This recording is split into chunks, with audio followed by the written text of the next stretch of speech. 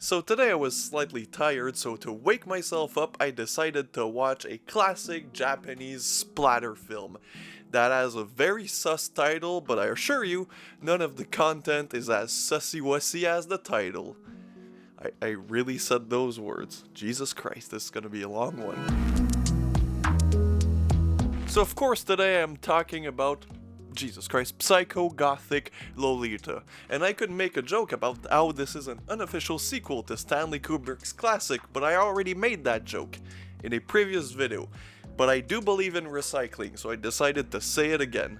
I'm a hack piece of shit. Anyways, Psycho Gothic Lolita is a film from 2010 that kind of came out after that wave of Japanese splatter film brought to you by films like Tokyo Gore Police and Machine Gun Girl. However, that kind of wave inspired a lot of mediocre films, to say the least. Films that I've covered on this channel, like Rape Zombies, and of course, the always terrible Robo Geisha. But this one is not bad. In fact, it's pretty good. I'd even say it's way better than Machine Gun Girl, but I'm more nostalgic about that one, which I don't know why. Honestly, it's not a great film.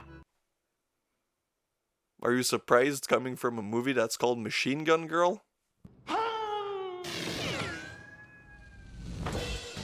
So, what is Psycho Gothic Lolita about? Well, first of all, don't worry, the title does not imply any sexual things. In fact, Gothic Lolita is the style of clothing our main character is wearing. It is not the anime Lolita. This video is gonna get fucking demonetized as shit. So yeah, this film is a simple tale of revenge. Honestly, the plot is so simple. We follow our main character named Yuki, and her father is a preacher and her mother is dead. She got killed. We see what happened in a flashback that's, very well lit, very white. They are eating during Yuki's birthday in this really white room. Everything is so goddamn white, it feels like a dream or a nightmare, and that's because it is, because when we are shown what happened, it's more often than not through Yuki's dream. They are eating, it's Yuki's birthday, and she receives a gift of super white shirt, which this is just in contrast of her style in the rest of the film. Anyway, she's super happy about it, and then they're ready to eat, but a gang of misfits enter the building, I don't know how, and they just go berserk. They cripple the father, and then they just murder the mother.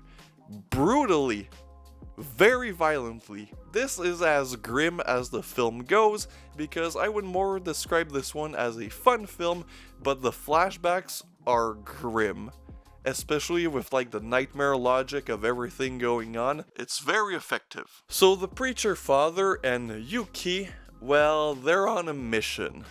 Actually, Yuki is on a mission. The father just helps her out by building her tools of destruction, because she has a umbrella that is used as a weapon, either with a spike on the tip or a literal fucking machine gun. So the film is basically just Yuki taking on revenge on the 5 people that murdered her mother, and it's insane. This honestly feels like either an anime in real life or a video game where every character is like the boss. And the first person that Yuki has to kill really sets the tone for the rest of the movie. The film starts with like this man, close up of him eating spaghetti and smoking a cigarette while he's basically eating spaghetti. It's such a gross beginning. It's truly disgusting. And those 2 people, well, the guy that eats spaghetti and his friend, well, they're the doormen at the club, but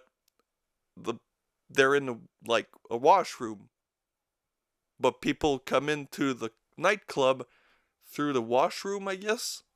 And yeah, they eat, they fuck around, and then one of the guy gets some money and decides to go into the club, where we see a lot of debauchery. First of all, there's a man in doggy style position, and we don't know what's happening to him. All we know is that there's another man behind him, and I assumed first he was sodomizing the fella, but it just sounds like he's getting stabbed in the ass, and the movement of the man behind him is very confusing. That's how we establish this nightclub. And then we move on, and it's like this following kind of sequence, and then we see two guys fighting in a cage, a bunch of geishas just dancing around, a guy making bread, while another man has a giant hammer and he just slams the bread, but sometimes he gets the other man's fingers. And the pièce de résistance, where two Yakuzas, I guess, are gambling away with the life of their prisoners. And the girl putting, the dice in the cup, in this case the cup is a skull, is the boss of this club. And whatever, they're gambling and one of the guy loses, so he gets his final prisoner executed. And by the way, there is a lot of religious symbols in this one. They get mad at each other, they start yelling, the boss girl, or girl boss, gets angry, and then our lovely Yuki enters the building, and she goes on a rampage, beating up and just slicing everyone she meets until she finally gets to the boss. And I cannot understate how amazing the action in this film is. This is truly the highlight of the film. Don't expect blood and guts in every scene, although there is a lot of blood and gore. Expect instead great action throughout the entire film. The way she murders them, she has these little cards, and they kind of look like they were made in Adobe Flash in 2010. The drawings are very strange on the cards, and the card has the name of the person she has to kill, and once she's done the murder, she burns the card as a form of symbolism. I don't know. I didn't really get the religious aspect of this film. I haven't been to church in years. I'm gassy tonight. So what a way to start a movie. That scene is honestly so awesome. It reminded me a lot of the Kill Bill scene, in black and white at the end when she basically has to kill the entire Yakuza. This kind of gave me that vibe.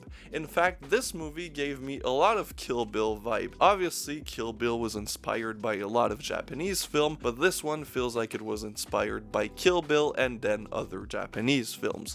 Anyways, the second person she has to murder, because that one was just the first boss, way too easy. High school teacher, of course it's Japanese, and we are introduced to him while he's trying to bend a spoon with his mind, but what he does instead is create wind, which pushes up the skirts of the high school girls. Because yeah, this movie is not really sexualized, but it's still Japan. We still need those panty shots. And then he concentrates to bend the spoon, and then his pants fall off and he farts, which I guess was supposed to be comedic, but I'm not 5 years old.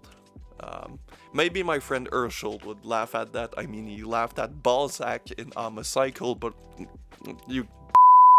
But yeah, after that, the teacher gets mad, and then he gives them homework, and then he goes to the gym where he'll meet Yuki, and they'll fight to death. Now you're probably like, what power does a high school science teacher has? Well, the guy flies.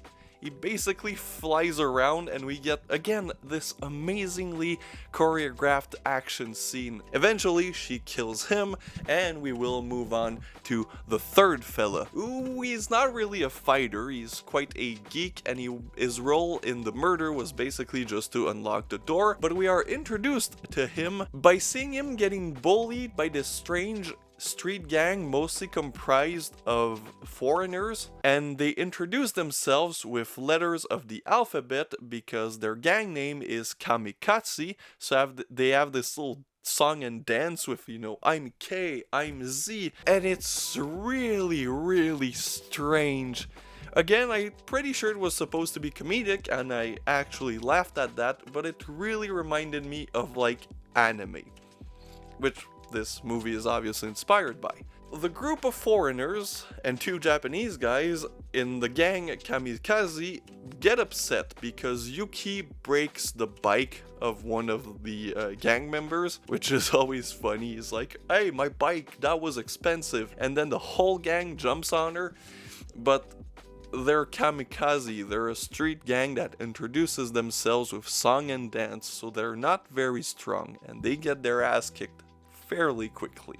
And then the guy, the villain, actually is just pleading to Yuki not to kill him. He has a family, he has a kid, he didn't mean to kill anybody, he was just there to unlock the door, but Yuki don't take no shit from anyone, and she slices him up.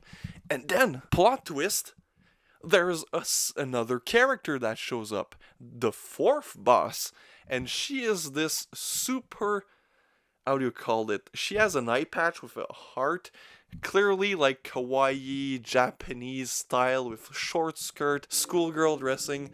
Her guns have knives on them and they have 2 barrels each. I just love everything from the design to the costuming in this film. The props are just magical, and that girl is strong. She puts up quite the fight. It's probably one of the more intense boss battle, as I call him, and it's appropriate because it's before the last one, and you really see Yuki struggle the way she hadn't struggled before. It gives depth to the character and shows us that Yuki is not this invincible, superhero. She actually is weak, and she has weak points. Anyway, she passes out Yuki, something happens, I kind of got lost in that. She wakes up with her father, but they are attacked at their home by the same girl, and we see this amazing gunfight, and it shows the only weakness of the film, which is not too bad, which is the CGI. Now, unlike Machine Gun Girl or even Tokyo Gore Police, this movie doesn't utilize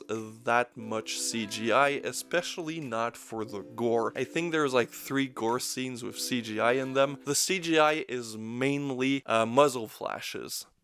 They don't look good, but at least there was effort put behind them, unlike the ones in Homicycle. Now, if you're wondering why I keep shitting on a movie that's named Homicycle, check out my second channel where I review that film, and yeah, it's a terrible movie. So we get this really intense gunfight.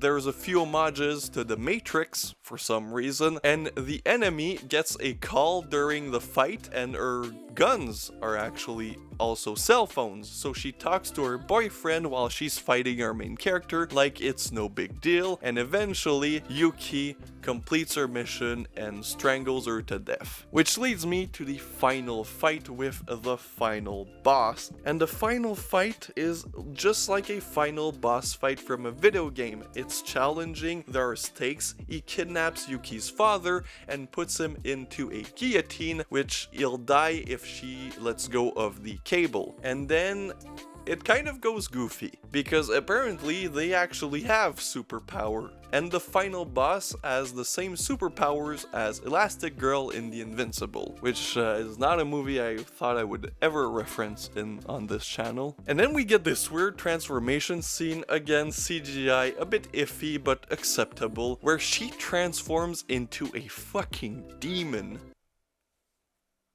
My mind was blown. And then they fight, and she discovers the strength of her power to finally put an ending to this and get her final revenge. And she is met by her father and mother that appear in ghostly forms to tell her, "Good job!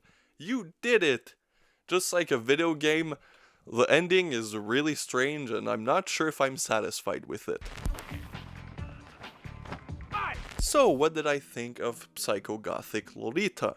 I think if you're a fan of movies like Tokyo Gore Police and Machine Gun Girl, this might be my favorite of that subgenre, just under Tokyo Gore Police. But then again, I haven't seen Tokyo Gore Police in so long, and I was never blown away by Tokyo Gore Police.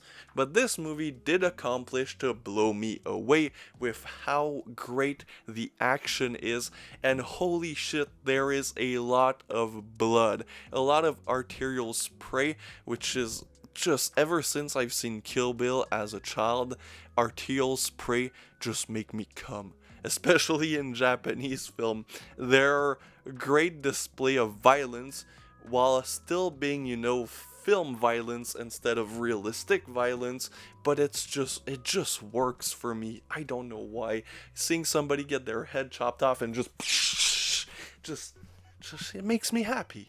And there's not a lot of things in life that make me actually happy, so don't take it away from me. Like a lot of those films, this gets a bit silly. It's not as over the top as other films of this nature, but it gets silly.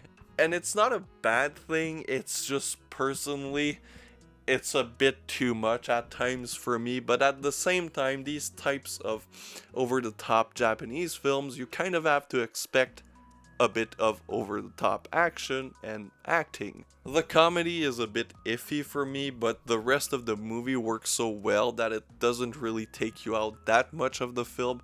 I mean, at the end of the day, you expect some comedies from a film called Gothic Lolita, where our main character is dressed up in Gothic Lolita clothing while she chops heads off of final bosses. And there's a high school science teacher that flies.